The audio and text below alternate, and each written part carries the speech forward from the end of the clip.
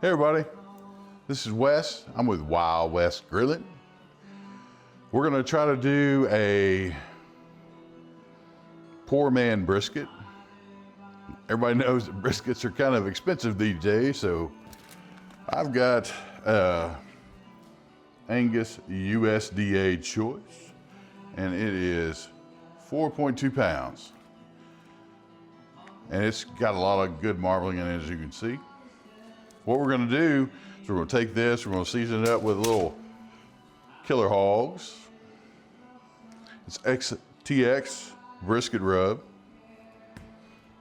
And so what we're gonna do, take that, put it on the smoker tomorrow. I just wanna show you what I'm gonna do tonight, kind of season it up, get it ready for tomorrow, and we'll go from there. So here, we're gonna take this big bad boy out of this package here. Look at that thing. That's a big piece of meat right there, even though it's not a brisket. Man, I'm loving that already. I'm gonna pat this thing down a little bit, get it a little dry on both sides, get some of that moisture out. That's what I'm gonna do, because this is what I normally do with my ribs. Get some of that moisture out. You wanna get that moisture out of there. You don't wanna put much, you just wanna get a little bit on it to get a little binder on it. That's all you want to do. About like that. Just kind of rub it over. And trust me, you will not taste the mustard once this thing cooks off. I promise you that. Okay. Like I said, we're going to use this TX Killer Hogs brisket rub because we are using the beef.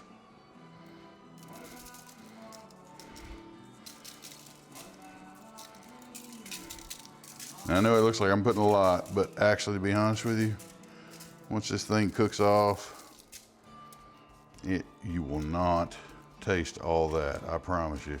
But you definitely want to get sides too.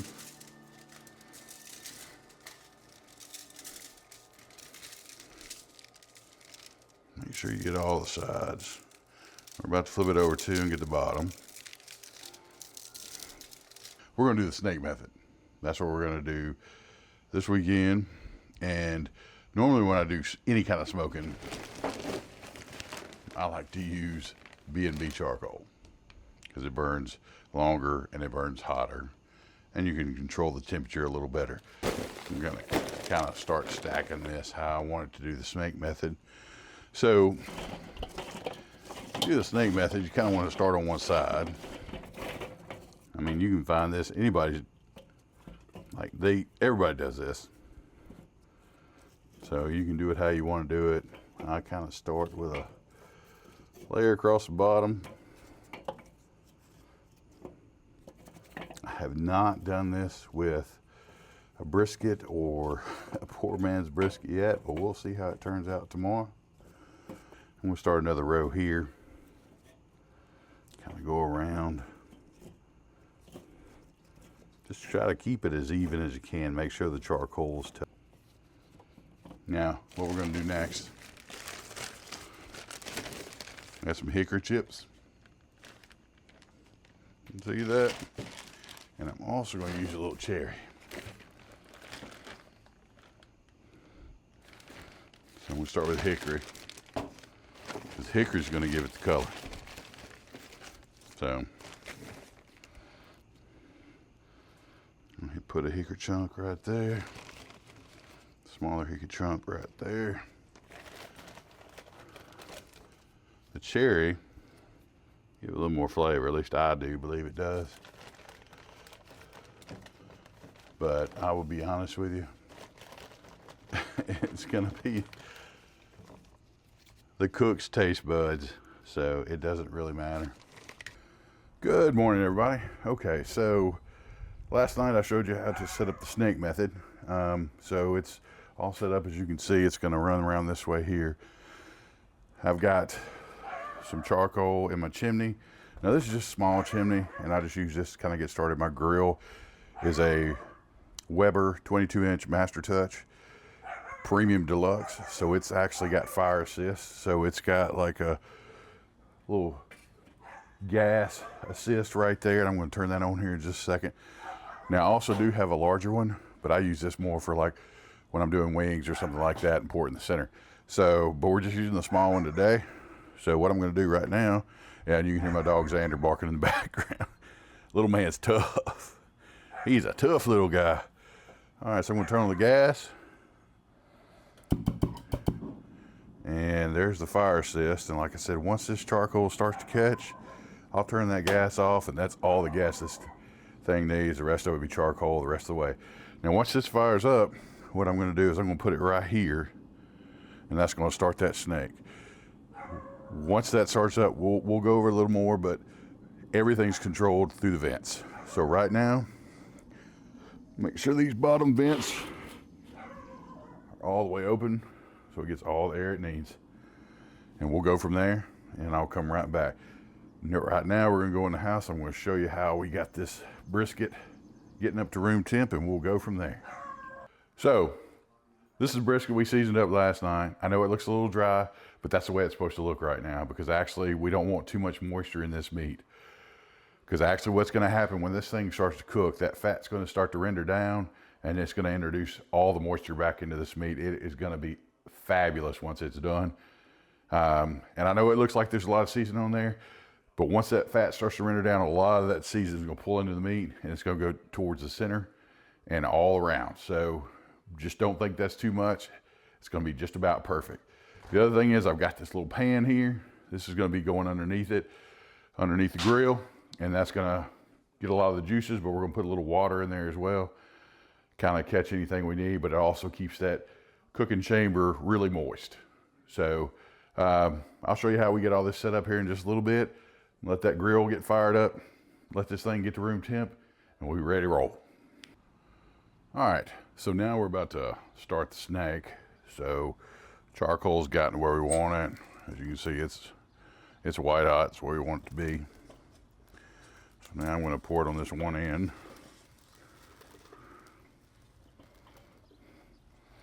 I may have to adjust this a little bit. Get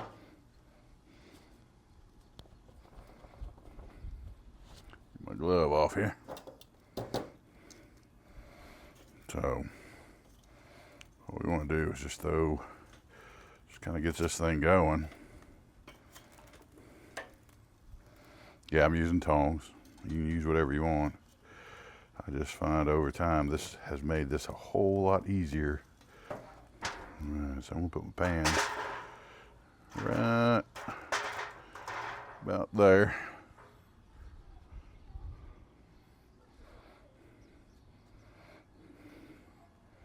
Give me some water.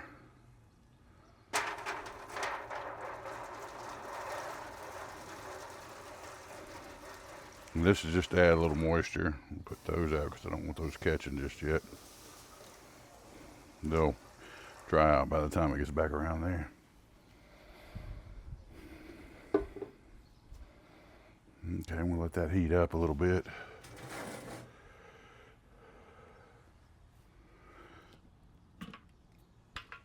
And you can see what's gonna happen. This is gonna start rolling around, but once I start cutting the vents down, it's gonna slow that down to a smolder. But we gotta let it catch first. And once it starts to catch, put that lid on. And then we're gonna try to run with the temps we're trying to get to.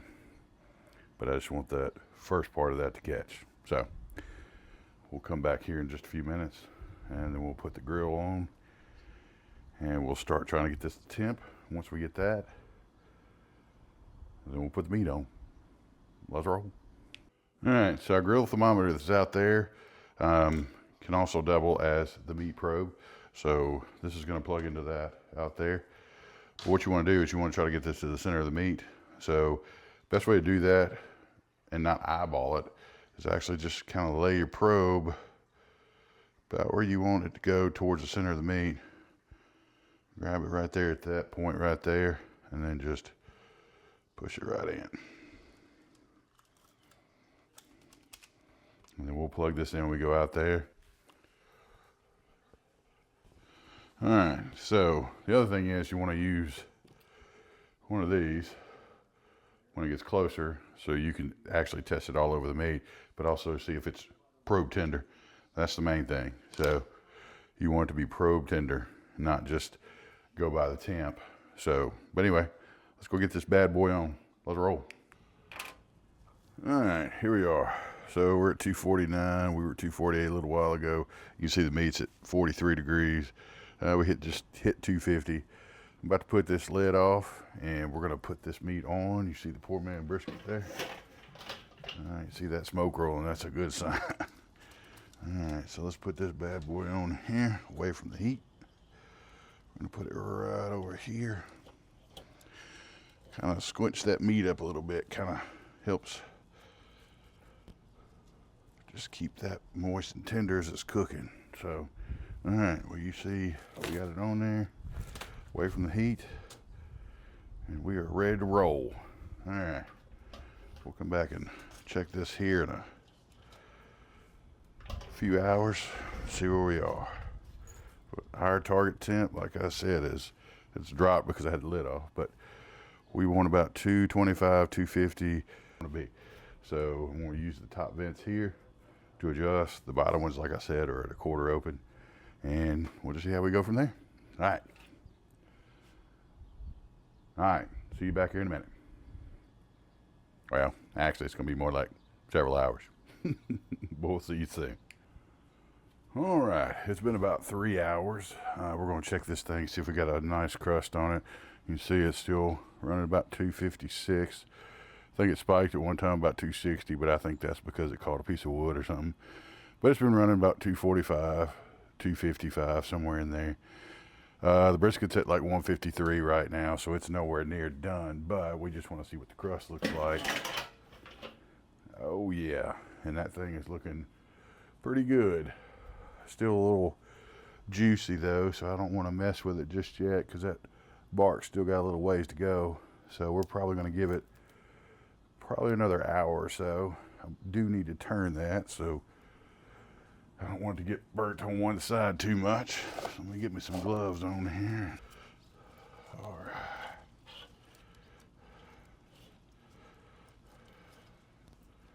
Don't want to mess up that bark. All right, there we go. Let's get that lid back on before it catches too much fire.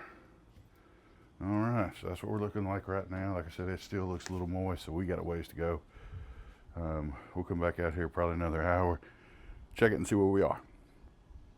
See you in a bit. Let's roll. Really what we're looking for right now is to see if we got a nice bark set up, and it's starting to look pretty good. Got a little bit too much pooling right here. I made up a little bit of that off. Just kind of get that bark going a little better, but it's starting to look really good. So get past this stall, we may have to wrap it here in just a little bit. But you can see the snake's only about here. We started over here, so you can see how far it's gone in 4 hours. So we still got plenty of snake left. We got another 4 or 5 hours left there on that snake. So we'll just keep running with it and see what happens. Here hopefully soon we'll be able to wrap this thing and get past this stall, because right now we are slowed down to a crawl. But all right, now we're looking at about 5 hours. I turned the temperature up, got it up to 274. We've hit about a 159 internal temp. We'll check this thing and see if it's got a nice bark on it. If it does, we're gonna pull it. Oh yeah. Oh yeah, that bark is set really nice. Okay, we're gonna pull this thing and we're gonna wrap it up. All right, next up we're gonna wrap this thing up. I've got very little water on here just to kind of help me fold this paper a little easier. Now this is beef tallow. So we're just gonna put a little bit of this on here. Spread it down a little bit, bottom. It's gonna kind of help keep that brisket moist while we wrap it. All right, now we're gonna take the brisket, bring it on down here, put it right there. I mean, I'm gonna use the spoon that I just used, but it's okay. I'm just touching the spoon. That's about enough. Just kind of spread it out just a little bit.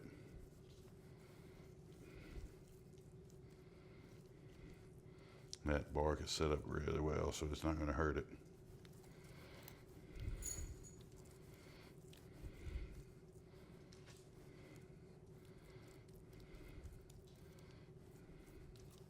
All right, now what I'm going to do, move this out of the way. All right, so what I want to do, I want to wrap this over just like that. Wrap this in like that. And this is the side up. That's what we want to keep because that's where the nice bark is. So we want to make sure where we end up. That's also up. So that's side down. I think we're good right there. And just fold it under, just like that.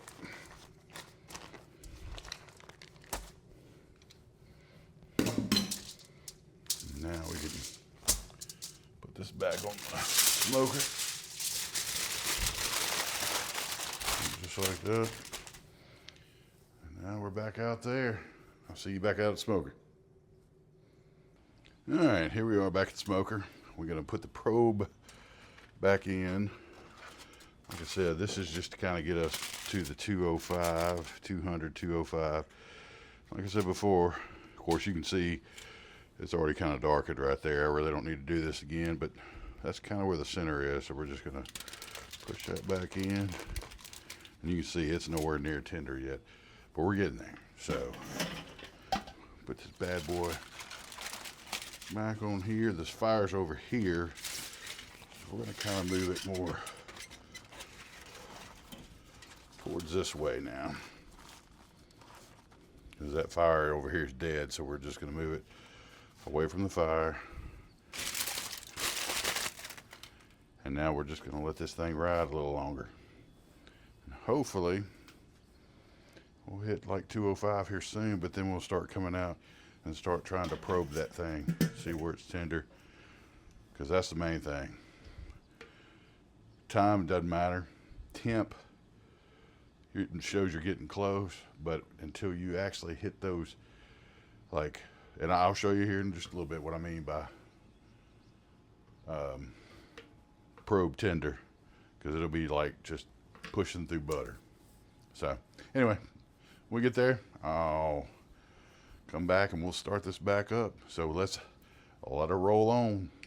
All right, the moment of truth, we're gonna see how this thing turned out. All right, well, it's been resting for about an hour. You can see it's got a lot of juices coming out of it, which is amazing. So I'm gonna actually put it right up. Ooh, it is still super hot. And there's a lot of juices coming out of this thing. So this is amazing.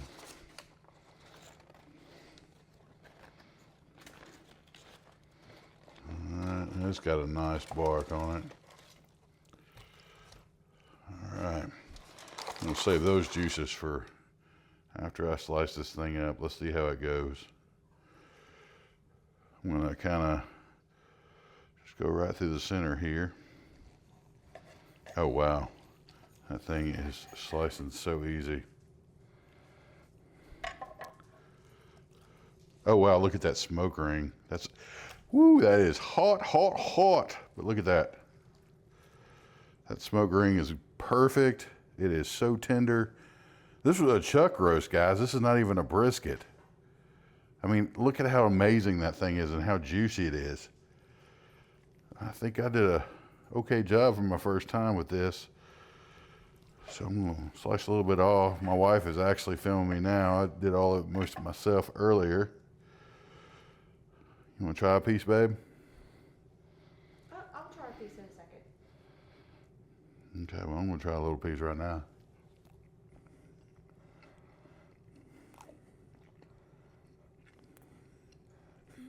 Oh, wow. This is chuck roast. This is not even brisket. This is so amazing. And it's got an amazing smoke. Oh, get back, baby girl. The dogs are wanting some too. It's so tender. Flavorful. That TX Killer Hogs was amazing. This took about 8 hours to cook. And the rest of it, like I said, about an hour. But man, this thing is amazing. I would have never thought this was a chuck roast. I would have actually thought it was a brisket, but look at that smoke ring. And look at the juiciness of it. And there's just juices all in there. And I'm about to pour all over this thing. But anyway, so that is the end of it. And this is grilling and chilling. And this is Wild West. So hope you liked the video. If you did, please like and share. And this was my first one. So hope you liked it. And hope to see you soon again. We're going to try a little something different next time. But anyway, thank y'all for tuning in. And we'll see you next time.